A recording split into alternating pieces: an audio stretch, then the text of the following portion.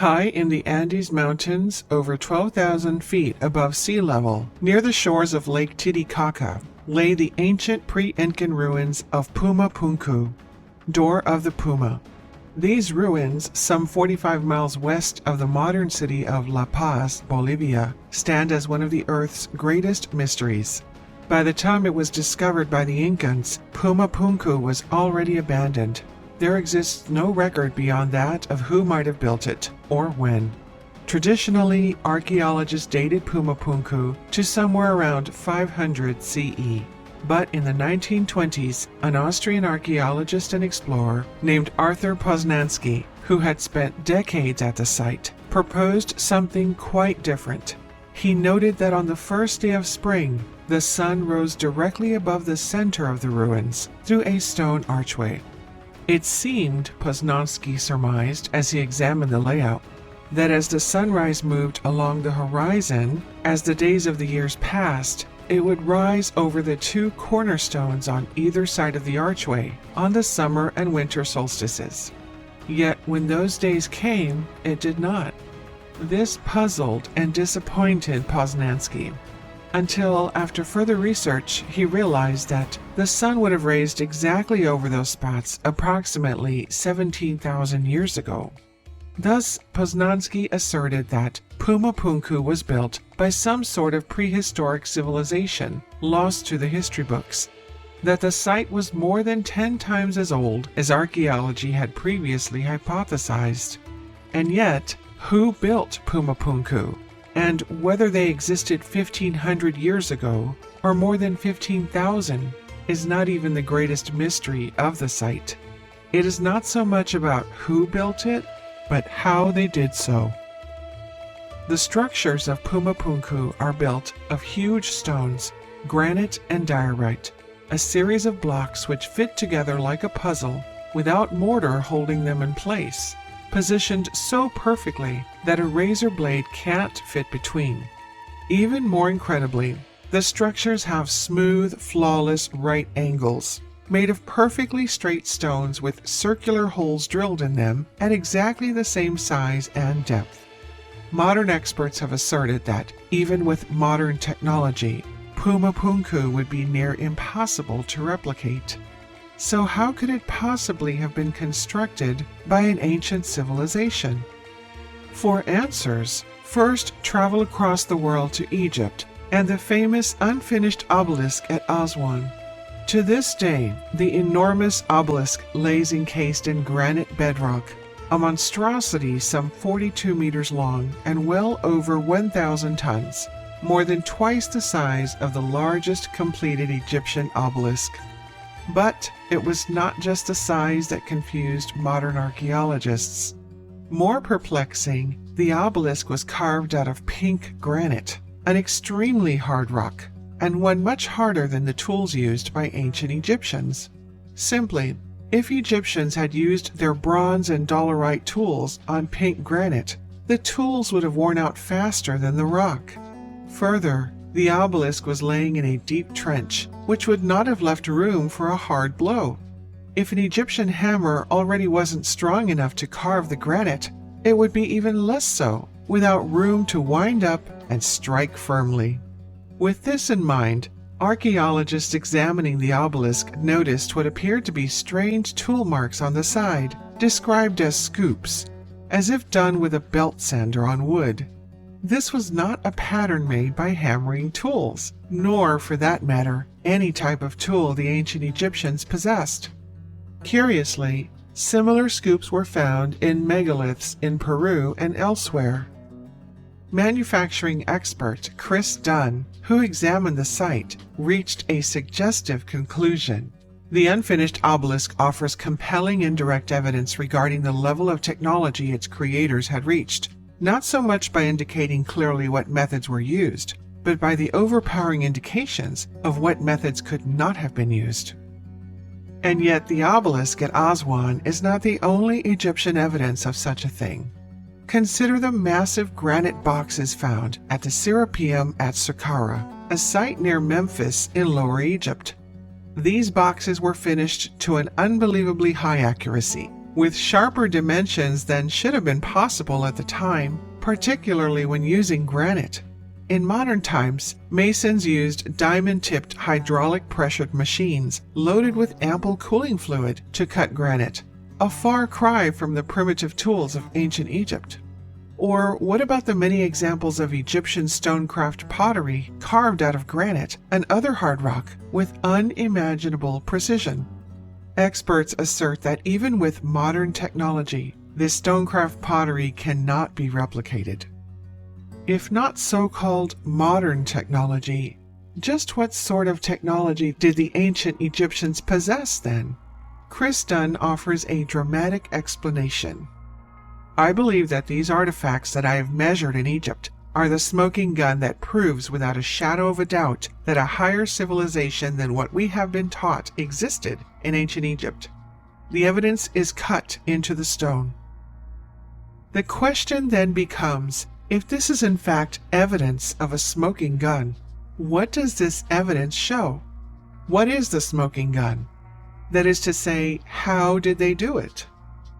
In the 1980s, a group of researchers from St. Cloud University in Minnesota, led by the enigmatic archaeologist Ivan Watkins, endeavored to study the stonework of the incredible Incan ruins of Machu Picchu in Peru at an up-close microscopic level. Hard rock, such as that which makes up Machu Picchu's mighty structures, contains a mix of numerous minerals with varying degrees of hardness, which can be seen when examined under a microscope. When force is applied to the rock, such as by hammering or grinding or sanding, the weaker minerals crack and break, while the harder ones stay together. By studying the stonework of Machu Picchu microscopically, Watkins and his team hoped to find out more about how the rock was cut and thus how the structures were made. And yet, upon examination, Watkins and his team were stunned.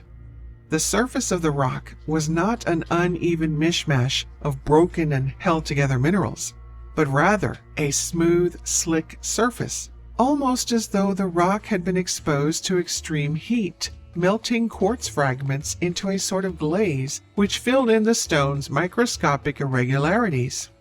Research was taken up by a different team, led by a geologist from the United States Bureau of Mines named David Lindroth, who sought to discover how the stone blocks of Machu Picchu had been cut so as to give the rock a glazed effect.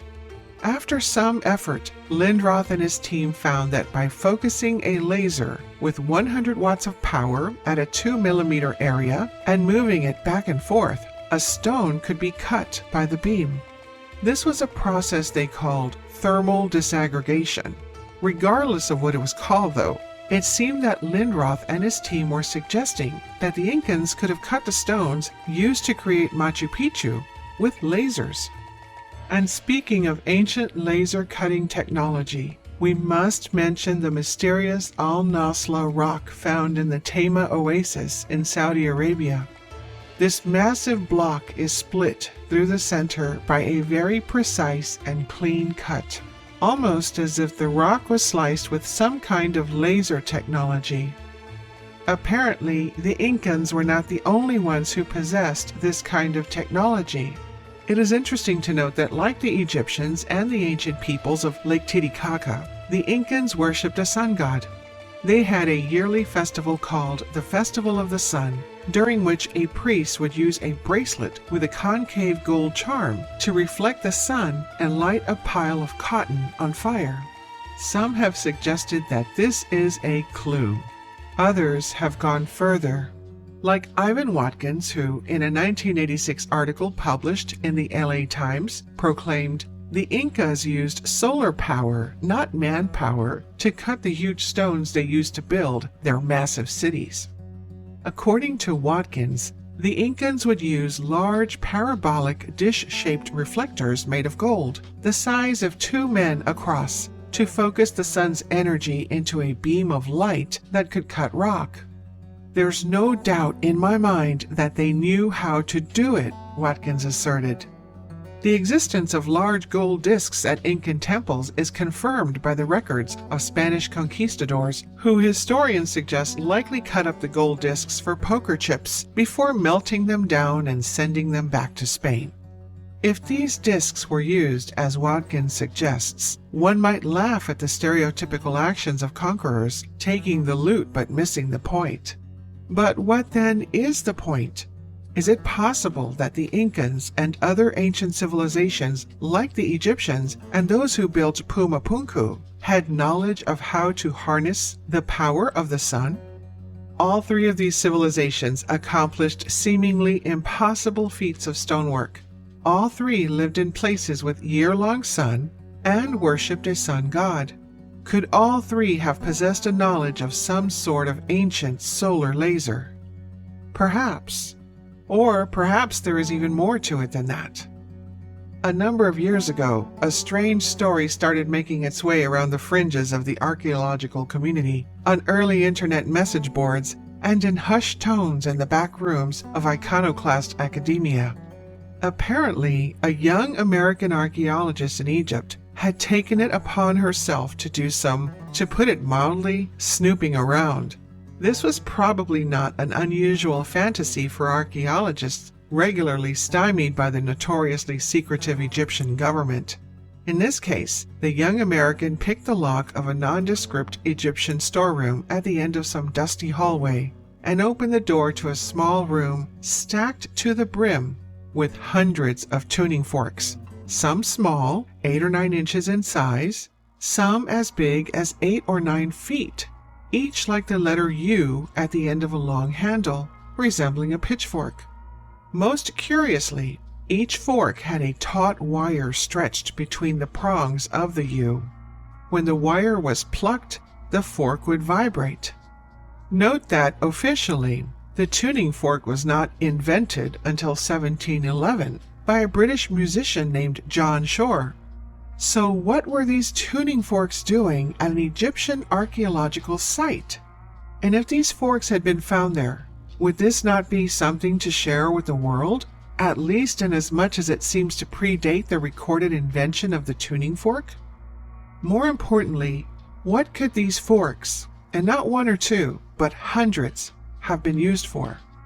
Some small, as if made for finer details, others large, as if made for heavy work.